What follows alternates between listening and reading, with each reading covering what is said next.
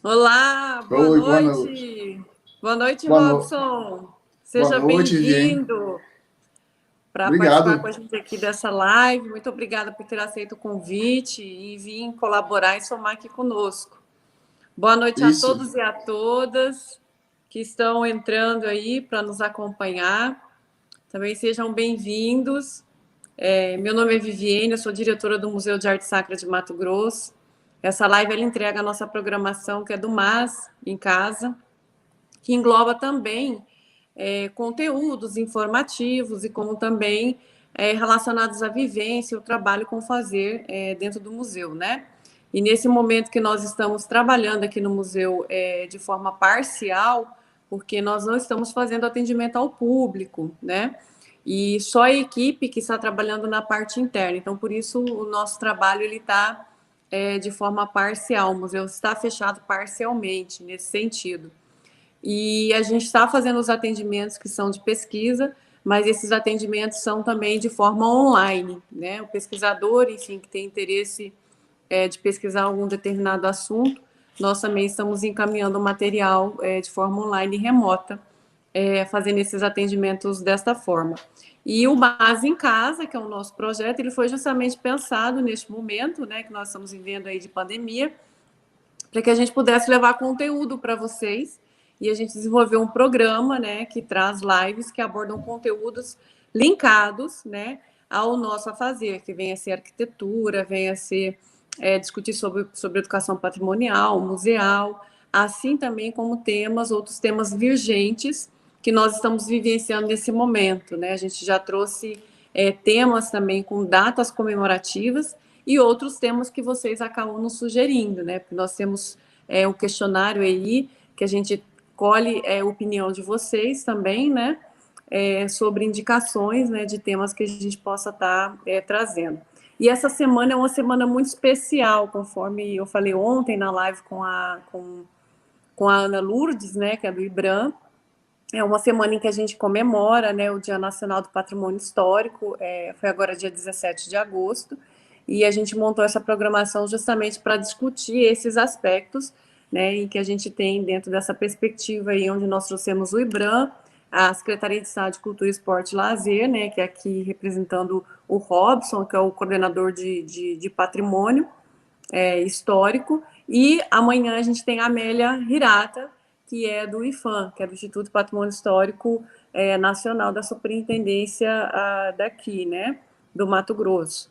E o Museu de Arte Sacra é uma instituição museológica do governo do estado de Mato Grosso. Ele é uma das unidades da CECEL, que é a Secretaria de Estado de Cultura, Esporte e Lazer de Mato Grosso.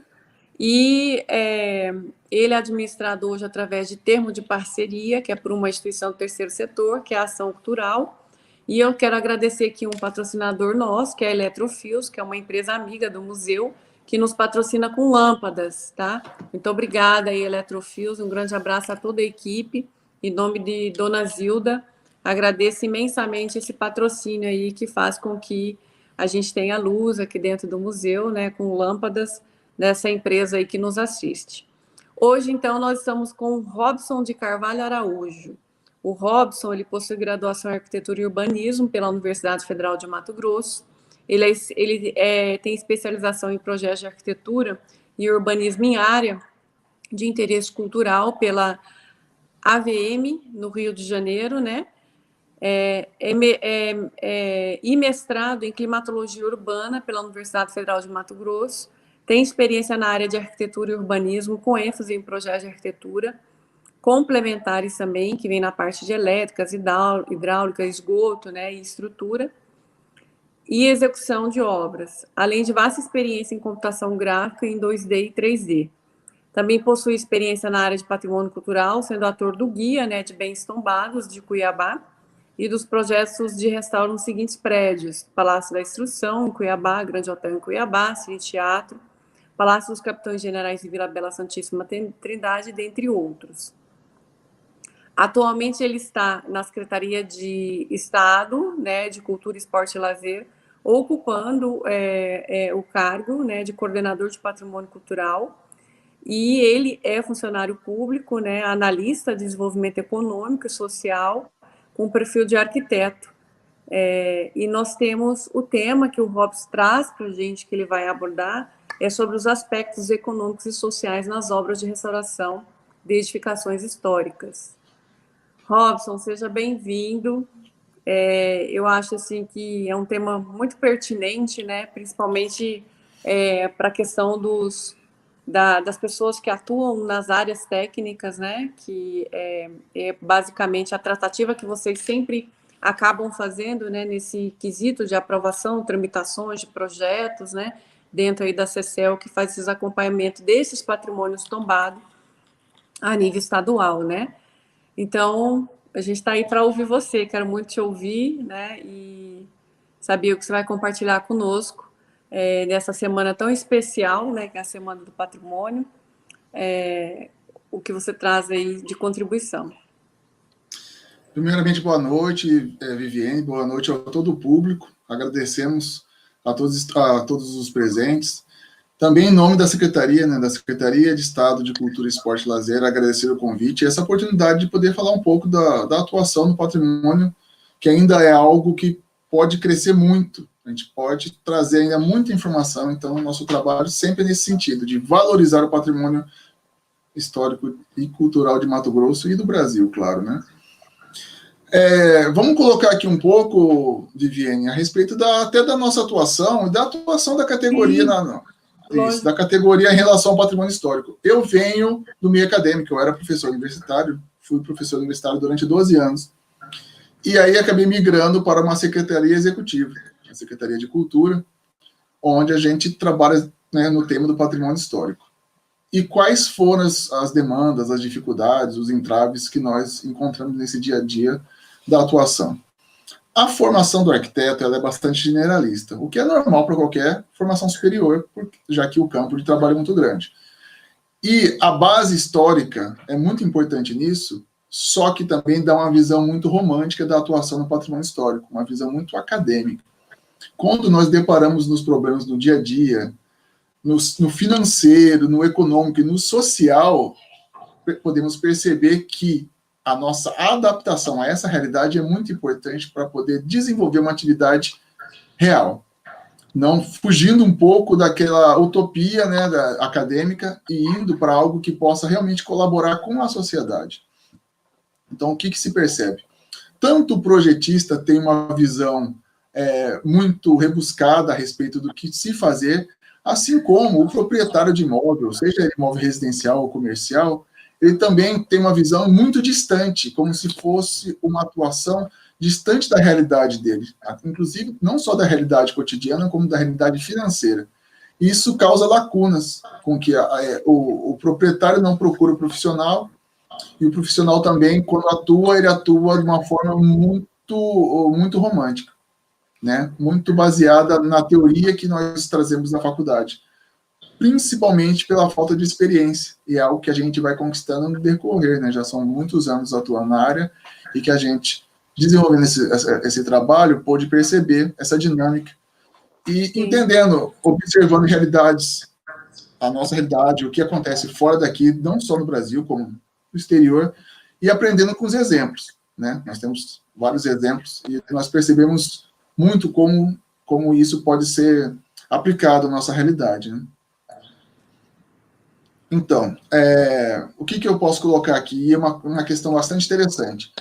A demanda de serviço na área de patrimônio histórico tende a aumentar muito, até porque ela está muito reprimida. Se nós formos imaginar o volume de imóveis que precisam de um tipo de restauro, ou precisa de um detalhamento, ou de uma abordagem específica, é muito grande. Então, a demanda é represada.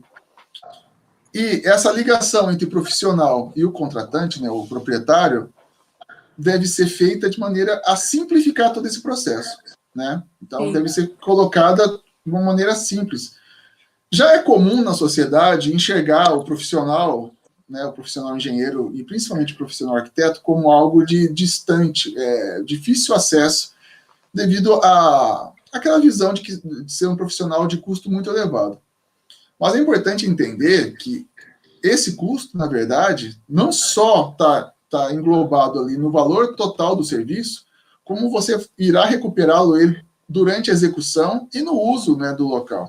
Muitas vezes, você contratando uma mão de obra comum, você terá atrapalhos durante a obra, ou elementos imprevistos, ou mesmo falta de técnica, falta de reconhecimento daquele momento construtivo, que vai acabar levando a desperdícios ou a caminhos que levam a grandes gastos, né? Então, exatamente nesse sentido. Então, como que a gente pode colocar assim a atuação? Quando você começa a trabalhar com patrimônio, você traz muito a sua carga ali de história da arte, história da arquitetura, você também traz a carga das disciplinas de técnicas retrospectivas. Ótimo. Você acaba inserido no meio, você se depara com um imóvel que tem séculos de vida, 200, 300 anos, que é de um estilo construtivo, de uma técnica construtiva que não se utiliza mais, que você não encontra, que você não estudou, não vivenciou aquilo ali, e você precisa fazer com que aquela técnica seja preservada, seja respeitada, com que aquela arquitetura, aquele estilo arquitetônico possa estar aflorado. Só que aí vem o primeiro embaraço. Há 300, 200, se a gente colocar 50 anos atrás, qual era a tecnologia? Você tinha, 50 anos atrás, você tinha uma lâmpada, uma geladeira e um fogão e acabou, né? Hoje, a quantidade de equipamentos que você tem num prédio, para que ele funcione do modo comum, é muito superior a 20 anos atrás, a 30 anos atrás, né? Há 30 anos atrás, você falar de internet era algo inimaginável, né? Hoje, nós temos uma televisão pendurada na parede, como um quadro. Algo que, quando, né, há pouco tempo atrás, a gente achava que era ficção científica. E se você não adapta essa edificação à realidade desse cotidiano, do uso comum, ela vai se tornar um objeto só de observação, não tem uso. E o objeto sem o uso não tem significado. Então, muito bom para toda a paisagem, a formação da arquitetura, mas como dar uso a esse prédio? Então, o que a gente percebeu nessa atuação diária no patrimônio é que aquele patrimônio histórico que a gente estuda de John Ruskin, que você deve aprimorar a técnica existente, é muito bom, muito significativo, mas ele deve trabalhar em paralelo com as técnicas de retrofit. O que é o retrofit? Vou tentar resumir. O retrofit é a adaptação de uma edificação histórica ao uso contemporâneo. E aí você vai começando a desenvolver técnicas, né? Eu até separei aqui 2 itens muito importantes que são atuais, tem uma demanda gigantesca, isso eu estou falando para os profissionais de arquitetura, e os donos de imóveis, principalmente os imóveis comerciais, vão ser procurados quanto a isso, que é acessibilidade, corpo de bombeiros, né, e iluminação. Esses itens, principalmente a acessibilidade e o corpo de bombeiros, muito em breve, se é que você já não está passando por isso, vai chegar até você essa demanda e você precisa atender. E aí, como é que você cria aquela situação? Como é que você vai tornar um prédio acessível se você não pode alterar o prédio? E aí que vai da aplicação do retrofit, de você conseguir identificar a melhor maneira possível de valorizar o que é histórico, valorizar o estilo arquitetônico e adaptar ao uso. Porque hoje um prédio inacessível, ele é inviável. Você não pode mais conceber arquitetura sem que ela abranja qualquer tipo de público. Quanto maior o público, maior é o uso da arquitetura. Então, a arquitetura tem que ser voltada a todos. E essa adaptação é bastante interessante. Então, o que nós começamos? A gente tem um exemplo aqui do próprio Arte Sacra, né? O prédio seminário Nossa Senhora da Conceição, ele foi construído inicialmente para ser um seminário, né? Inclusive a primeira escola da província, né?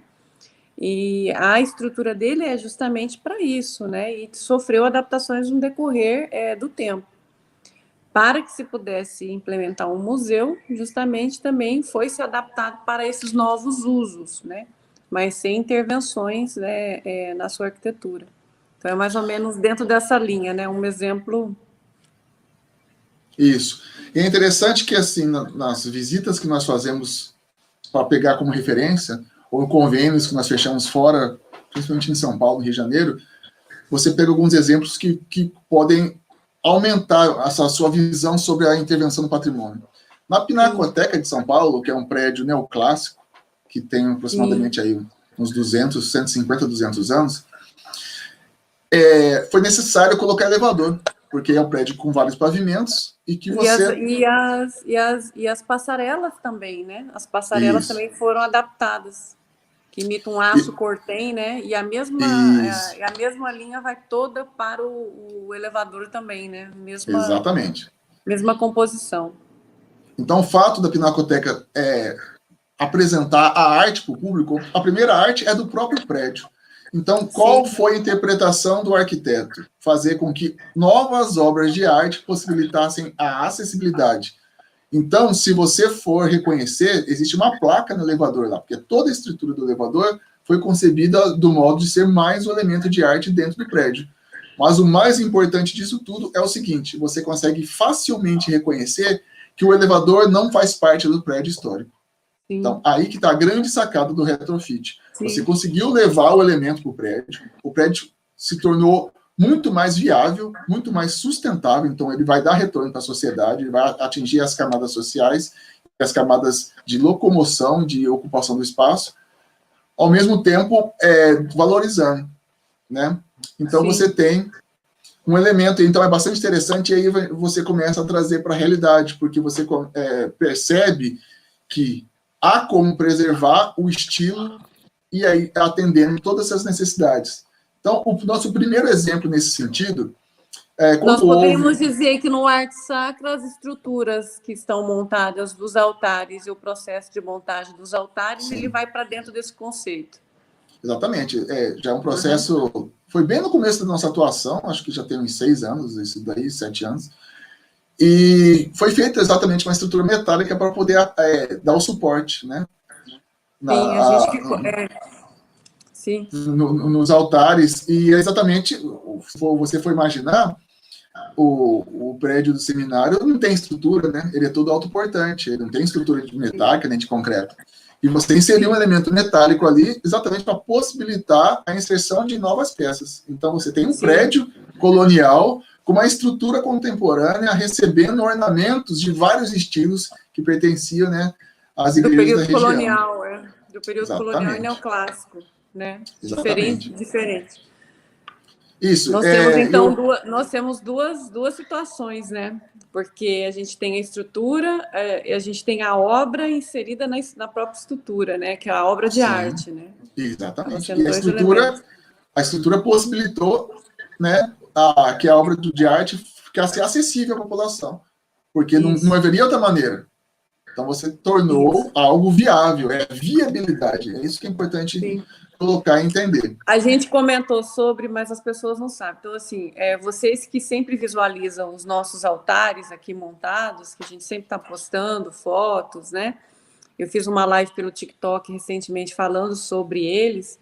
Eles têm uma estrutura autoportante toda vazada, que foi projetada pelo arquiteto Paulo Crispim, e o engenheiro responsável foi o Antônio Ramos. Então, quando essa estrutura foi montada, ela não interveio no prédio, e ela é lançada 4 metros para baixo, mais 8 metros acima. E as peças são fixadas nessa estrutura, que faz com que ela não tombe, porque a gente tem assoalho aqui, e também não é fixada na parede. Então, só para a gente poder contextualizar, para vocês entenderem o que a gente está falando nesse sentido. Isso é bom que você citou, né? Robson.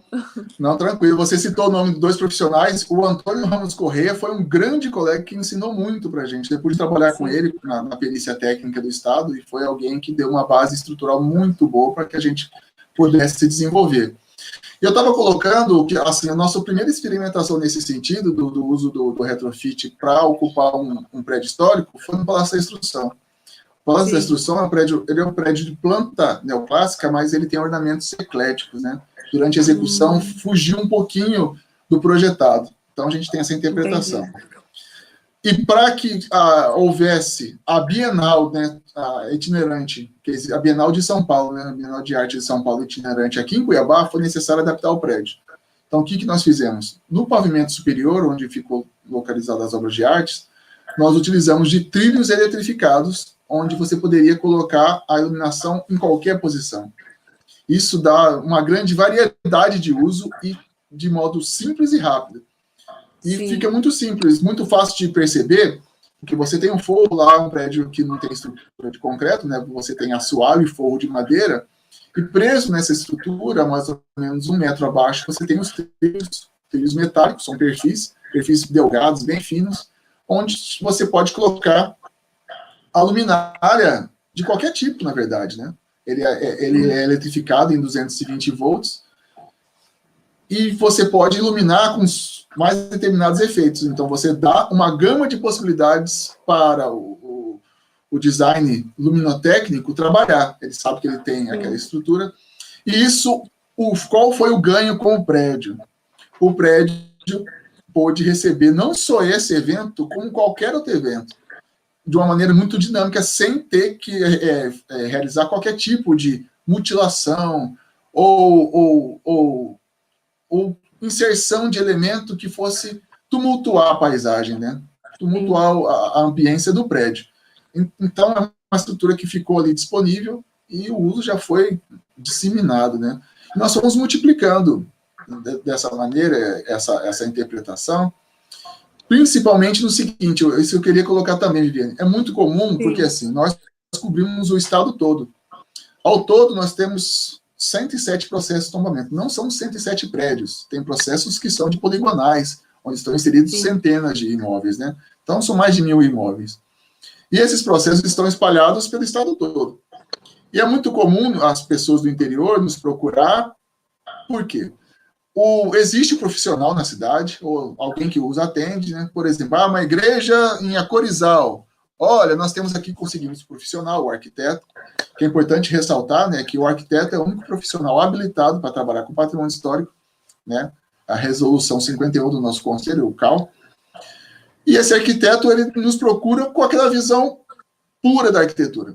E aí, essa orientação, esse acompanhamento, e é interessante que o projeto se desenvolve. Então, de repente, a pessoa tem a visão que, eu não vou conseguir fazer, é uma área muito detalhada e não tem o preparo. E na grande maioria das vezes, é questão de orientação. As patologias, os reconhecimentos são muito semelhantes, as intervenções também são muito semelhantes. E é muito comum que um projeto saia com um resultado excelente. Nós temos exemplos espalhados no estado todo. Já fomos a Dom Aquino, já fomos a Chavantina, Barra do Garça, Chapada, a Corizal, que eu acabei de citar, Livramento, Diamantina, Guia, na Guia também tem bons exemplos. Vila Bela da Santíssima Trindade também, existem bons exemplos que nós podemos citar, e que foi desenvolvido dessa maneira. Então, para o profissional arquiteto entender que, imagine o campo de atuação que existe em Cuiabá, quantos imóveis que vão, na próxima década, vamos colocar na próxima década, quantos imóveis necessariamente terão que passar por algum processo de restauro, né? E é uma área que você pode se desenvolver, você pode atuar, e é necessário realmente dar o primeiro passo.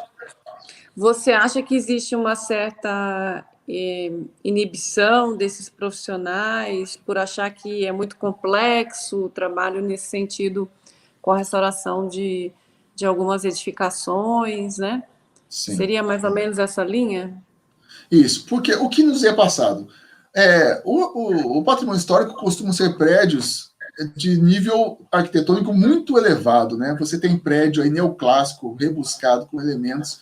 Então, é uma arquitetura de muito detalhe, que exige muita concentração e muito conhecimento de arte mesmo. Você precisa ter um conhecimento profundo do desenvolvimento da história da arquitetura. E a pessoa acaba se inibindo, porque ela é mais ligada no cotidiano, no que é utilizado hoje, nas técnicas atuais. E, muitas vezes, as técnicas atuais são até mais complexas do que as técnicas, né, de seculares, né, do século XVIII, XIX, até mesmo do século XX. E a gente tem que entender também que a visão de patrimônio histórico é de que são prédios muito antigos e deteriorados. Nem sempre assim. Eu posso dar um exemplo do Palácio Paiaguás, é um prédio da década de 70, ele é todo em concreto e ele já é tombado. Mas, poxa, mas um prédio tão novo, mas ele já é tombado? Sim, ele é tombado porque ele deu um significado à arquitetura de Mato Grosso. Ele mudou o rumo da arquitetura de Mato Grosso, né?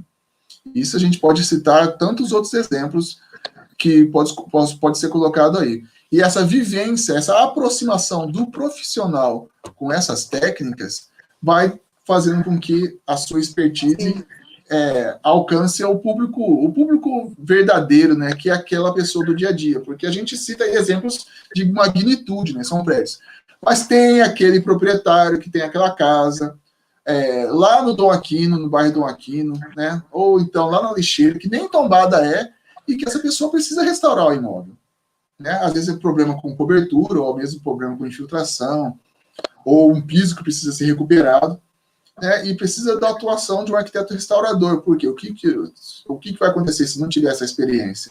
Vai acontecer que ele vai buscar o caminho mais fácil, vai gerar um custo maior, porque a edificação vai ter uma repulsa sobre isso, e lá na frente vão aparecer os problemas.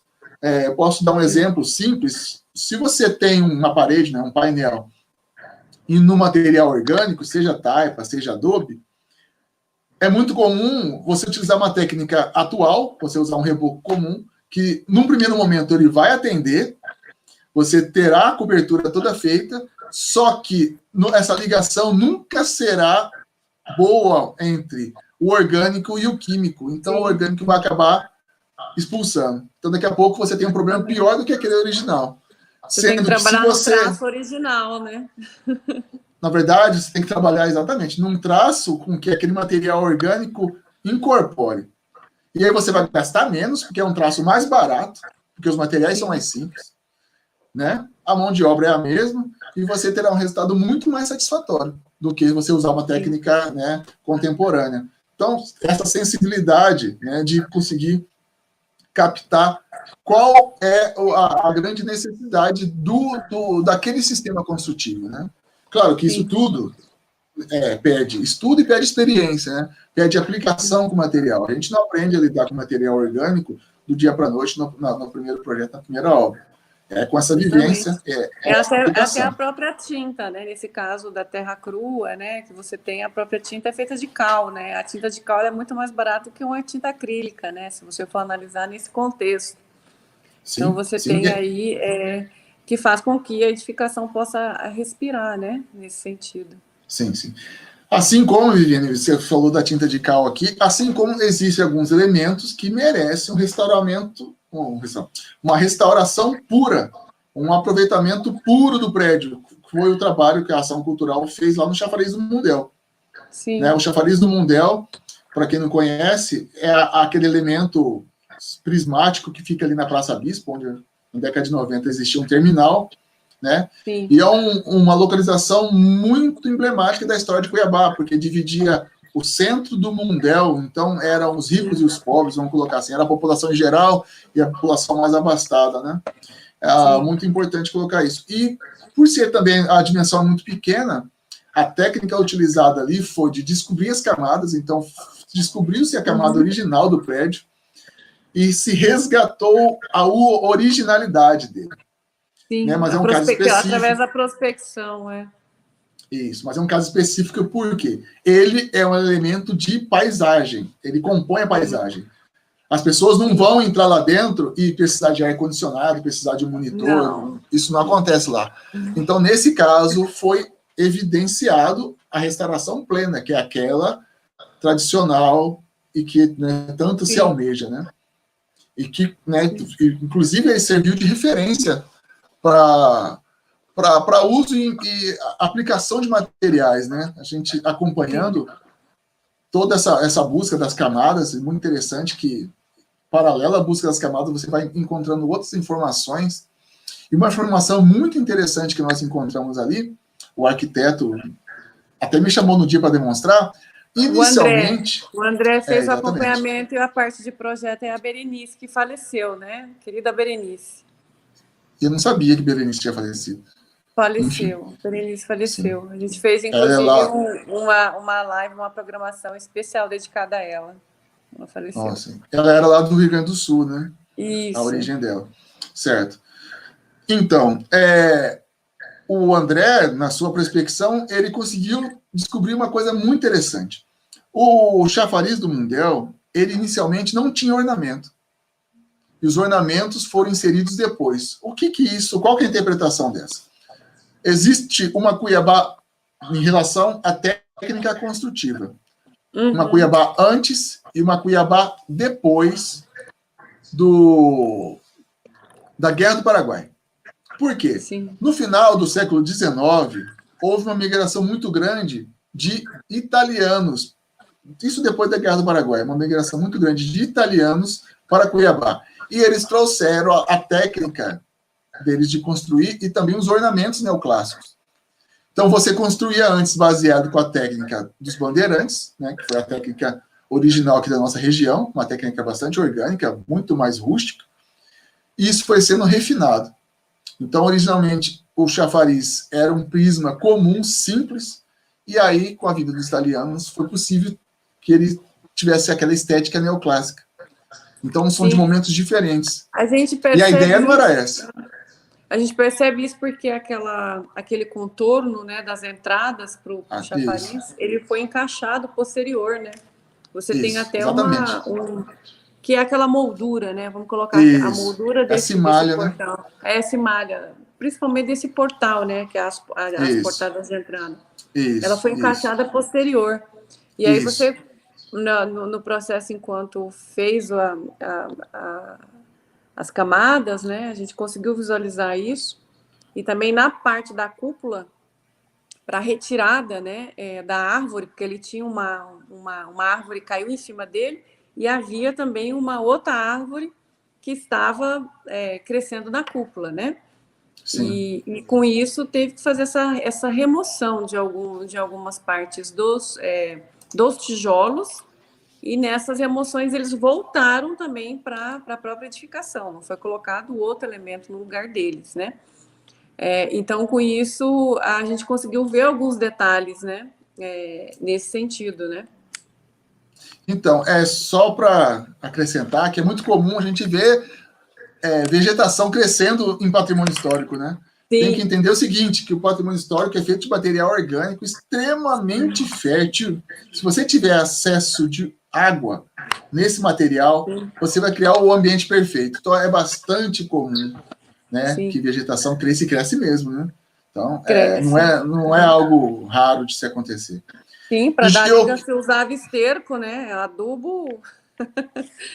Baba de cupim. Adubo para esse tipo de planta, né? Cupim também, usava madeira, cupim, né? Madeira, crina de cavalo e ia embora, né? Isso. Você tinha muito material ali. E assim, cada região, é interessante que cada região tinha o seu modo de fazer, né? Sim. Então, nesse trabalho desenvolvendo, a gente pode perceber, por exemplo, que o sistema do adobe aqui da região, ele iniciou com peças, né, muito grandes, os blocos de adobe eram muito grandes, e com o tempo eles foram reduzindo. Eles estavam quase chegando no tamanho de um tijolo queimado. O adobe já estava bem pequeno quando houve essa transição, né? E nós, no nosso cotidiano... A gente já pode dizer que seria a técnica já utilizada no processo da construção aqui da Igreja Nossa Senhora do Bom Despacho, né? Isso, quase. Já vem com os tijolos, né? Essa técnica do tijolo queimado já é técnica europeia que veio depois da Guerra do Paraguai, né? Nesse caso já é uma técnica francesa, né? Por causa da origem dos religiosos que estavam à frente. Isso. Então, e é interessante que, por exemplo, houve um imóvel na Joaquim Murtinho que a gente estava vistoriando, e você pode entender o desenvolvimento da rua em relação ao imóvel. Era um imóvel inicialmente muito pequeno, de taipa. Pequeno, quando eu digo, 30 metros quadrados.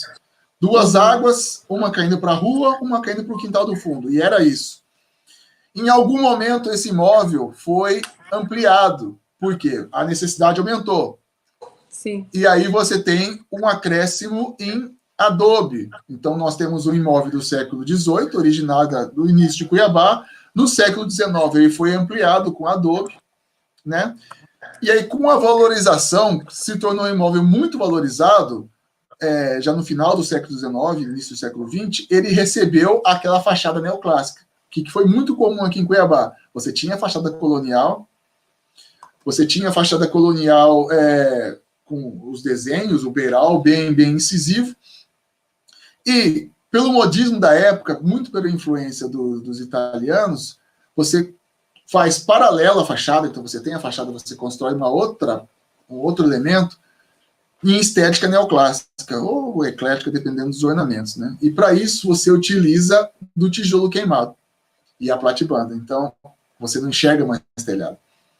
Como que se desenvolveu esse processo? Existiam folhas de Flandres, né, o que hoje nós chamamos de calha. Isso vinha de navio, então chegava a Corumbá, e Corumbá subia, Cáceres, depois Cuiabá, e essas folhas de Flandres, elas serviam de canalização, né? Então isso possibilitou a existência das platibandas, então, das platibandas ornamentadas, inclusive, que nós vemos as balaustradas, né, que são vários balaústres, aqueles desenhos sinuosos, repetitivos, que é bastante comum na arquitetura. Só que a leitura que a gente faz é que desse elemento, que já é um elemento trazido, né, inserido, é um enxerto na arquitetura cuiabana, já não é original da região. Então o imóvel era em taipa, século XIX ele é ampliado, e tem agora mais ambiente, só que foi ampliado com adobe. No final do século XIX, início do século XX, ele recebe uma nova fachada, e mais para frente você percebe também o uso de tijolo cerâmico, tijolo de 8 furos, né, esse tijolo que a gente utiliza até hoje. E mais posterior ainda, elementos mais simples. Então você percebe que era uma casa simples, uma casa comum. Com a necessidade, essa casa começou a receber mais ambientes, então ela teve um valor maior. E no auge da localização da rua Joaquim Murtinho, você tem uma estética no nível máximo possível para a época, que era o neoclássico, e depois as alvenarias feitas, né, com os tijolos que possibilitaram com que ele tivesse um valor grande. Então era algo no nível máximo para a região. Oi, voltou, né, Viviane? Estava explicando aqui a questão dos imóveis. E aí, conforme a minha conexão aqui deu um probleminha e eu caí, mas voltei. Não, tranquilo. E aí é interessante que, conforme os imóveis deixaram de ser residenciais no centro e passaram a ser comerciais, o foco é outro. E aí você vê os usos com objetivo financeiro mesmo, só de ocupar o espaço. Então você tem, vamos pensar num gráfico onde você tinha um imóvel, ele valorizou, chegou no seu ponto máximo e depois ele começou a ser desvalorizado por causa da migração da população para outras regiões. Isso tudo você consegue identificar pelos elementos construtivos e o modo que foram aplicados esses elementos construtivos, né? É bastante interessante, uma experiência que faz você enxergar e colocar em prática, né? Porque você enxerga uma coisa, um elemento numa obra, outro elemento numa outra edificação, e você consegue ali juntar tudo num imóvel só. Essa experiência foi muito grande, foi uma perícia que nós tivemos que fazer devido à ruína de um imóvel tombado. E aí a gente conseguiu reconhecer todas essas técnicas construtivas, ou seja, todas as técnicas construtivas que já estiveram em evidência aqui em Cuiabá estão num imóvel só. Isso foi sensacional. Olha, legal, Robson. Então, Robson, como que tá aí? Você tem mais outras experiências de cases aí de sucesso? Então, isso. Eu queria colocar aqui uma experiência um pouco maior. Isso, colocar uma experiência um pouco maior, que é no caso do Grande Hotel. O Grande Hotel recebia a Secretaria de Cultura até 2014, início de 2015. E nós projetamos o Grande Hotel para receber o Centro de Economia Criativa do Estado. Nós vamos entender, né? O Grande Hotel não é mais hotel, ele foi projetado na década de 40, foi uma das obras oficiais. O presidente Getúlio Vargas equipou as capitais, principalmente as mais distantes dos grandes centros, com equipamentos para saúde, para educação e também, né, para hospedagem. Então, o Grande Hotel não existe só em Cuiabá, existe em outras cidades. Só que o uso dele como hotel não durou muito, ele durou praticamente 20, 25 anos, até que ele, devido à concorrência, ele já não conseguia mais brigar pelo mercado, e o BEMAT ocupou. E foi essa ocupação do BEMAT que nós tentamos reverter.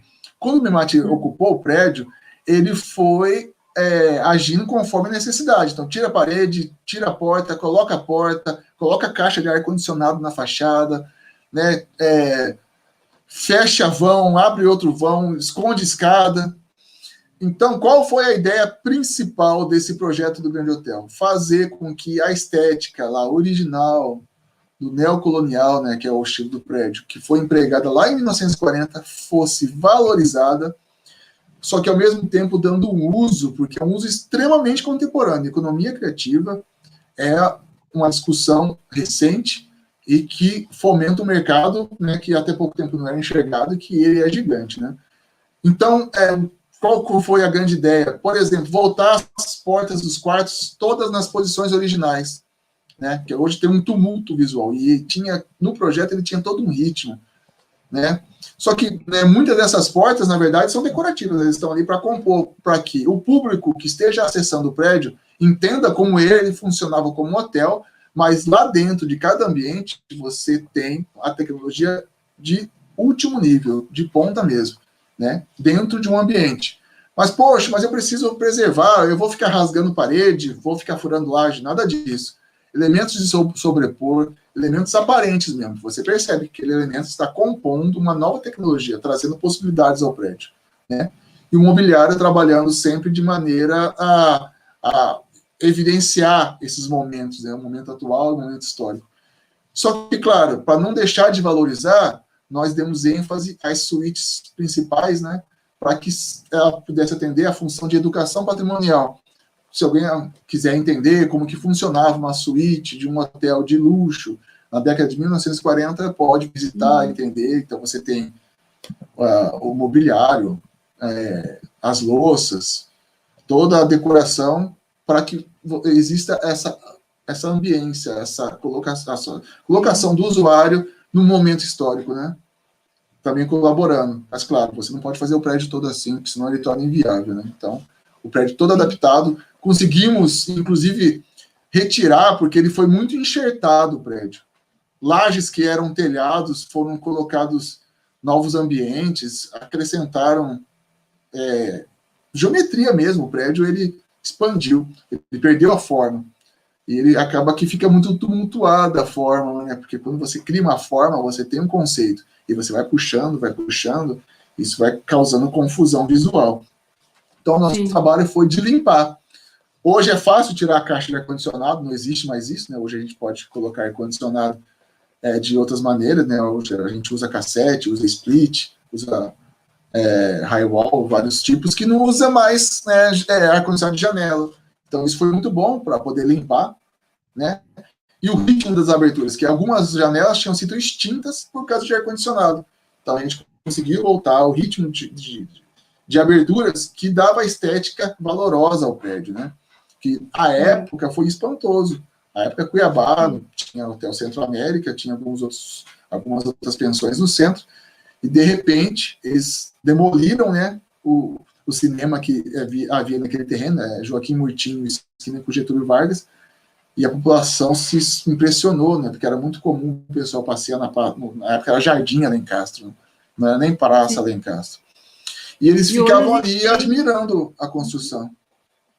E hoje a gente tem uma coisa similar também que foi feita, né, nesse processo de ocupação de um banco, da mesma forma na residência, né, dos governadores, né, que a residência também foi adaptada nesse sentido, fechada algumas partes com vidro, né, isso, principalmente a sua área de entorno, né, ali a parte do alpendre, né, ela foi fechada, essa área, ali tem vidros, né, e como já tinha essa estrutura, enfim, quando o Museu de Arte foi implementado ali, né, acabou se utilizando dela para uma questão de ampliação de espaço também, né, sim. Mas a gente vê que essas mudanças, né, enfim, vão tendo nesse sentido por essas adequações aí, né, às vezes de forma, a gente está falando de ocupações um pouco mais atrás, né, não atualmente, mas elas acabam impactando nesse sentido da própria edificação, né. A gente tem ali na residência também partes que eram sacadas, né, que foram fechadas. Né, da mesma forma com vidro, né? Isso. E outras partes que eram abertas, né, também, que circundavam a própria residência, né, como essas áreas, né, essa parte desses alpendres aí, todos fechados, né, com vidro. Só uma curiosidade sobre a residência dos governadores, Foi a primeira a ter banheiro, né? No pavimento superior aqui em Cuiabá não existia. Foi a primeira residência ter gás encanado também. Isso, gás encanado, concreto armado. Então lá existe laje, algo que não existia até então. E é interessante que ainda se tinha, isso é 1940, ainda se tinha aquele conceito colonial de que a casa tinha que estar no limite, na testada do lote, já junto com a calçada. E foi o primeiro imóvel a recuar, a jogar o jardim. Então, você tem a disposição do jardim na frente da casa. Então, isso alterou o modo de construir em Cuiabá. Todo mundo começou a recuar, a entender que o jardim começou a sair do fundo da casa e ir para a frente da casa, né? Porque mudou o conceito de ocupação. Então, a repercussão de um imóvel na sociedade, né? Então, a pessoa, se você hoje tem um jardim, você mora aqui em Cuiabá, e o jardim da sua casa na frente, essa ideia começou lá 80 anos atrás com a residência dos governadores. E hoje é algo bastante comum, né? Sim. Eu estou aqui de olho, Viviane, né, no tempo, horário. Vamos dar uma olhada para ver se a gente tem perguntas aqui. A gente tem um comentário, né? Quem que comenta aqui é o Paulinho, né? Parabéns, Robson e Viviane. Enfim, pessoal, a gente vai chegar aí para a nossa parte da reta final. Se vocês tiverem perguntas aí para o Robson, vamos formular, né, essas perguntas. Para a gente já estamos chegando aí em quase 47 minutos já de live, né? Então, Robson, e qual outro, assim, caso, enfim, que seria interessante ser destacado, né, nesse sentido aí com o trabalho com patrimônio, com um case que possa ser apresentado também aí para nós? Então, em Nova Chavantina, existem vários imóveis que foram ocupados pelos irmãos Vilas Boas, lá, que eles exploraram aquela região do Brasil. São imóveis, muito interessante, e são imóveis muito característicos que deram raiz à cidade. E eles conseguiram fazer essa limpeza arquitetônica também. Por quê? Esse imóvel foi ocupado, né, há várias décadas atrás, e aí ele foi passando de família em família. Então, poxa, eu preciso transformar essa cozinha aqui num quarto. Eu transformava num quarto, puxava a cozinha. Foi interessante que eles tiraram todo o revestimento da edificação, então você ficou somente no tijolo queimado, e aí conseguiu enxergar cada elemento que foi sendo enxertado. Então, eles resgataram para a arquitetura original, lá de quando os irmãos Vilas Boas moraram. E é bastante interessante que quando eles fizeram a prospecção no piso, né, nas camadas do piso, você encontrava ali 3, 4, 5 camadas, eles encontraram a rede original da cidade. As casas todas eram ligadas por uma mesma rede, que tinha um recalque, né? Tinha a bomba que saía lá do rio e passava de casa em casa. E foi descoberta essa rede original. Hoje, é claro que as casas não estão mais ligadas nessa rede, e a partir dessa rede original, eles conseguiram entender como que funcionava o banheiro, cozinha. E já não existia mais. A cozinha original já não era mais o lugar, o banheiro já não era. Até porque era bastante comum que o banheiro fosse fora do imóvel, né? Era um ambiente fora, né? E era um só para o imóvel, que era um luxo ter você ter um banheiro dentro de um imóvel. Isso eu estou falando de 60 anos atrás, 70 anos atrás. E eles conseguiram, com a tecnologia atual, recompor toda a forma da edificação, né? Houve um arquiteto da cidade que ele se voluntariou para esse serviço, e nossa comunicação foi bem constante, nós já fizemos algumas visitas lá, e a gente pode tirar de experiência é que esse resgate trouxe um resgate da autoestima da população do local, né? Que eles viram o bem principal deles ser mutilado, ser desprezado, e quando aquilo voltou, poxa, meu avô falava que era desse jeito, eu sempre quis ver assim. Eu já vi uma foto do meu pai quando era criança, né, nessa casa. Então eles começaram a elevar a autoestima e ver que eles têm um potencial, né, cultural gigantesco ali na esquina, no quintal da casa deles, né? Tem pergunta aqui. Tem, vamos lá? Qual o patrimônio? Ana. Quais os patrimônios que o Robson acha que deve ser tombado urgentemente em Mato Grosso? Eduardo Espíndola. Eduardo Espíndola. Vamos lá. Olha só. A questão do tombamento, a gente tem que pensar de uma maneira seguinte. Às vezes ele pode ser exagerado, muito amplo, né? e aí você insere ali alguns elementos que poderiam ser diminuídos, e aí acaba que realmente fica muito criterioso. Mas existem também vários elementos pontuais que devem ser valorizados. Aqui em Cuiabá, existem alguns prédios que eles estão no limite para que comece esse processo de mutilação. Por exemplo, o prédio da Prefeitura de Cuiabá é um prédio da década de 50, em arquitetura modernista clássica, aquela modernista de Le Corbusier mesmo, né? E ele, apesar de ser um prédio moderno, ele merece ser respeitado, né? A outro prédio também aqui em Cuiabá é da rodoviária de Cuiabá, né? É um prédio também de linhas modernas da década de 70. É de quando, Robson, o prédio da rodoviária? Eu acho que é 74, 76, nesse intervalo, algo nesse sentido, né? Sim. Em homenagem ao Cássio Veiga de Sá, né, que foi o primeiro engenheiro que veio para Cuiabá construir as obras oficiais, né? Interessante que ele veio para Cuiabá em 1938 e só começou a construir em 1940. Por quê? Nesse período de 2 anos ele foi criando toda a logística. Cuiabá não tinha cimento. Então ele foi a Nobres, conseguiu, né, desenvolver a usina lá para que tivesse brita, que tivesse cimento, né? Isso é muito importante. E se a gente for colocar no interior, poxa, poderia citar vários exemplos assim bons e até mesmo uns que são exagerados, né? Vou citar um exemplo aqui, que existe um imóvel em Campo Novo dos Parecis, que ele é um imóvel simples, é pequeno, mas ali funcionou tudo. Então, se a cidade conseguiu se desenvolver, é porque aquele imóvelzinho e fica numa região super valorizada, lá eles querem até demolir o imóvel. Ali foi fórum, foi Câmara de Vereadores, foi escola, e hoje é um centro cultural. Então, é um tombamento que merece muito respeito e que valorizaria toda a história daquele povo que lutou tanto pelaquela região na década de 70, 80, até 90, que era muito complicado, né? Elementos arquitetônicos também, ou mesmo obras de arte, como pontes. Aqui nós já temos algumas pontes que nós já estamos estudando o tombamento, só que isso vai, né, uma questão de infraestrutura, mas que tem muita importância.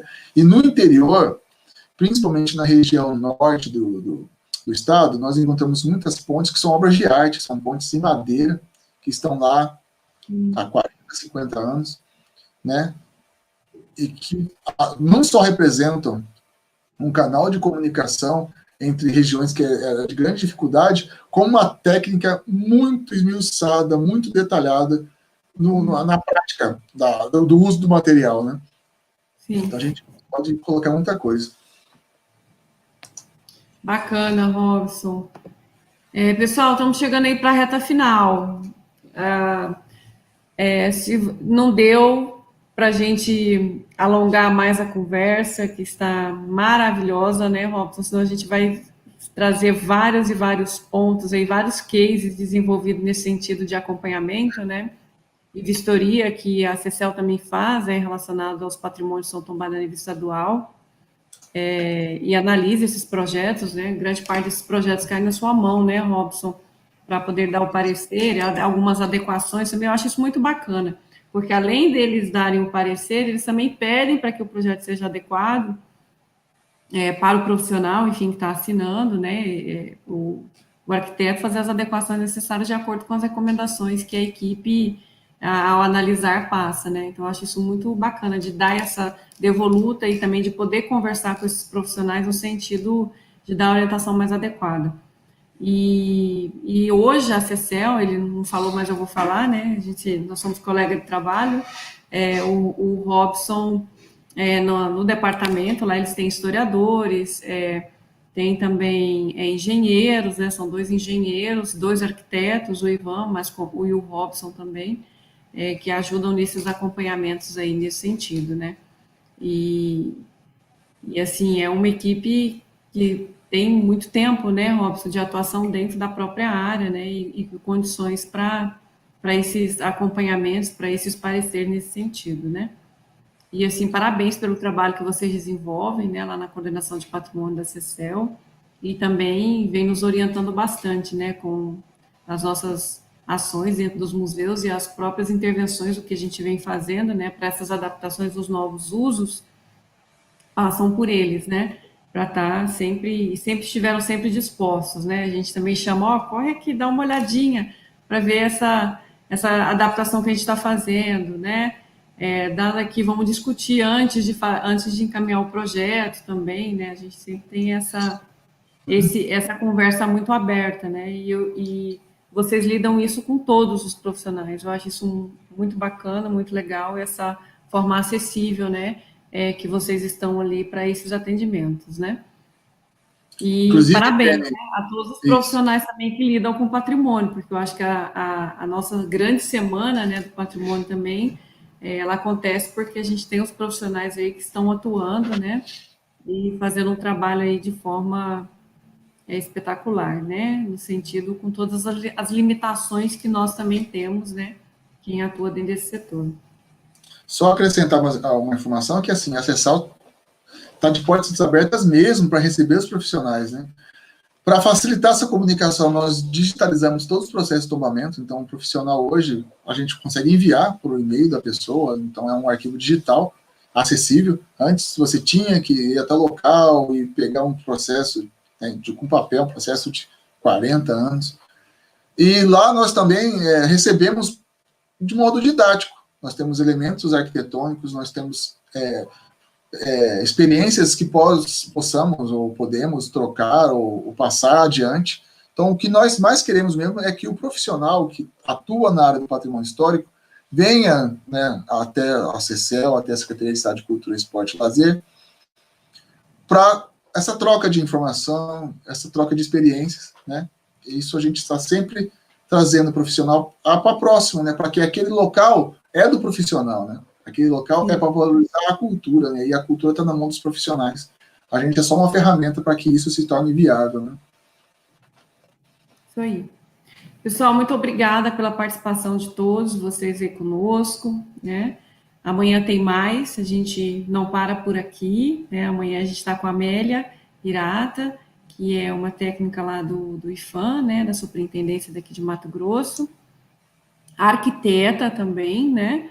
E vai trazer alguns pontos a serem abordados também sobre essa questão do patrimônio histórico.